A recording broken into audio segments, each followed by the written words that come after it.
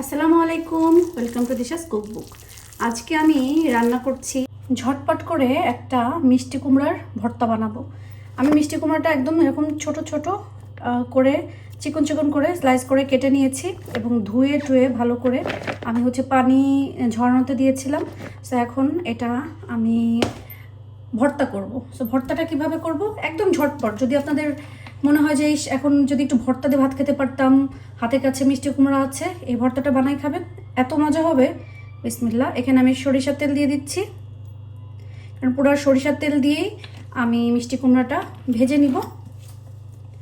তেলটা ভালো করে গরম হতে দিতে হবে। সরষের তেল আপনারা সবসময় ভালো করে গরম করে তারপরে তাই রান্না করবেন, তাহলে সরষের তেলের ঘ্রাণ থাকে না বা একটা ঝাঁঝালো যে ভাবটা সেটাও আসে না।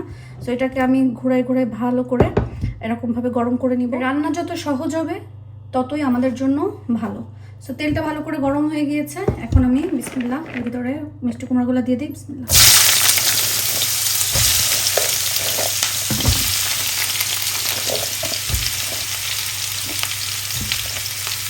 মিষ্টি কুমড়া দেওয়ার পরে আমি এখানে সামান্য লবণ দিচ্ছি, খুবই সামান্য দিবেন, কারণ ভর্তা যখন করবেন পেঁয়াজটা কিন্তু লবণ দিয়ে মাখাতে হবে। সেক্ষেত্রে আপনারা জাস্ট একটু সেদ্ধ হওয়ার জন্য সামান্য পরিমাণে একটু লবণ দিবেন, দিয়ে ভালো করে নাড়াচাড়া করে নেন।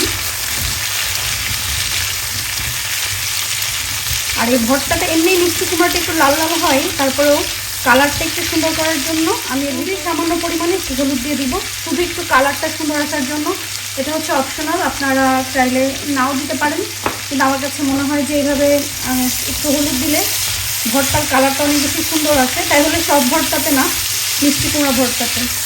ভর্তা আসলে অনেকভাবে করা যায়, অনেকে অনেকভাবে করে, এভাবে করে খেয়ে দেখবেন। হয়তো বা অনেকে রান্না করেছেনও বা এরকমভাবে ভর্তা করেছেনও।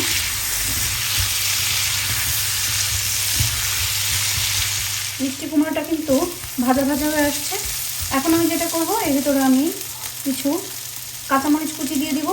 আপনারা যেমন ঝাল খেতে চান সেরকম ঝাল দিবেন। আমি কিন্তু এখানে কাঁচামরিচ শুকনো মরিচ দুইটাই ব্যবহার করব, এই জন্য কাঁচামরিচের পরিমাণটা একটু কম দিচ্ছি। আপনারা যারা শুধু কাঁচামরিচ দিয়ে বানাতে চান তাহলে এই সময়টাতেই একবারে অনেকগুলো কাঁচামরিচ। মিষ্টি কুমড়াটা ভাজা হয়ে যাচ্ছে, ঠিক দেখেন, এই যে এইভাবে ভেজে নেবেন লাল লাল করে, একটু পোড়া পোড়া, যেটা এটা ভর্তা। তো আমার মিষ্টি কুমড়া ভেজে নেওয়াটা শেষ, এখন আমি নামাই ফেলব।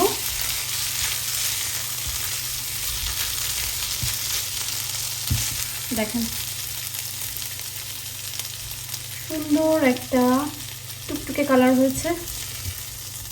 ঠিক এমনভাবে একটু পোড়া পোড়া করে ভেজে নিতে হবে। অল্প তেলে আমি কয়েকটা শুকনো মরিচ ভেজে নিব।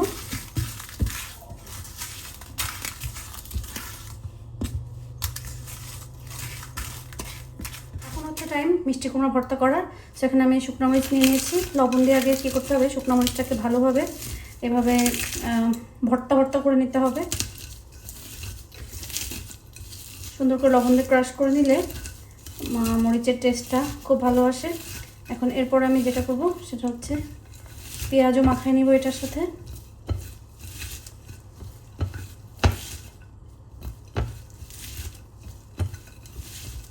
এরপর ধনিয়া পাতাটাও মাখাই নেব। এখনই সরষের তেল দিব না, কারণ আমি সরিষার তেল দিয়ে কিন্তু মিষ্টি কুমড়াটা ভেজেছিলাম। সো ওইটা দেওয়ার পরে, মিষ্টি কুমড়া দেওয়ার পরে বোঝা যাবে যে তেল আর লাগবে কিনা। যদি তেল লাগে, লবণ লাগে, সেক্ষেত্রে আপনারা আবার তেল বা লবণ অ্যাড করতে পারবেন। সো আমি ভালো করে এটা চটকায় নিয়েছি। এই যে ভেজে রাখা মিষ্টি কুমড়াটা দিয়ে দিলাম সম্পূর্ণটা।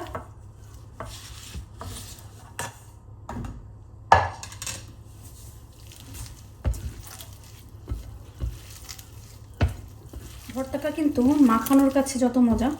এখন আমি মিষ্টি কুমড়া দিয়ে, আমার আর তেল লাগবে না, কারণ আমার মিষ্টি কুমড়া ভাজির যে তেলটা, সরষের তেলটা, সেটাতেই হয়ে গিয়েছে। এখন আমি কী করব, ভালো করে এটা মাখাই নিব। তো তৈরি হয়ে গেল আমার মজার মিষ্টি কুমড়া ভর্তা। এভাবে ভর্তা বানাই খেয়ে দেখবেন, অনেক বেশি মজা। আমার সাধারণ রান্নাগুলোই আমি দিশাস কুকবুকে দেই। ভালো লাগলে কমেন্ট করে জানাবেন, আমার ইউটিউব চ্যানেলটা সাবস্ক্রাইব করবেন। আজকের মতন বিদায় নিচ্ছি, আল্লাহ হাফেজ।